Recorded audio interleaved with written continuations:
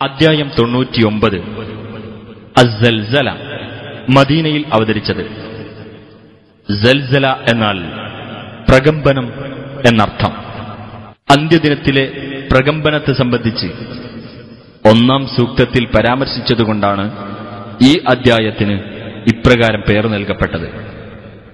ബിസ്മില്ലാഹിർ റഹ്മാനിർ റഹീം.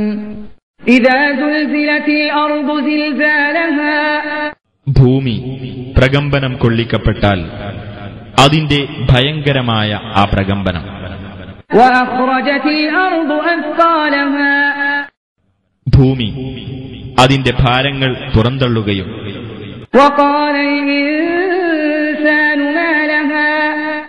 അതിന് എന്തുപറ്റിയെന്ന് മനുഷ്യൻ പറയുകയും ചെയ്താൽ യൗമഇദിൻ തുഹദ്ദിഥു അഖ്ബാറഹാ. അന്നേ ദിവസം ഭൂമി അതിന്റെ വർത്തമാനങ്ങൾ പറഞ്ഞറിയിക്കുന്നതാണ്. ബിഅന്ന റബ്ബക ഔഹാ ലഹാ. നിന്റെ രക്ഷിതാവ് അതിന് ബോധനം നൽകിയത് നിമിത്തം. യൗമഇദിൻ യസ്ദുറുന്നാസു അശ്താതൻ ലിയുറൗ അഅമാലഹും. അന്നേ ദിവസം മനുഷ്യർ പല സംഘങ്ങളായി പുറപ്പെടുന്നതാണ്, അവർക്ക് അവരുടെ കർമ്മങ്ങൾ കാണിക്കപ്പെടേണ്ടതിനായിട്ട്.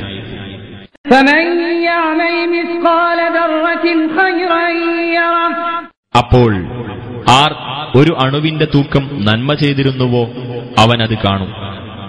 വമൻ യഅമൽ മിസ്ഖാല ദർറത്തിൻ ശർറൻ യറഹ്.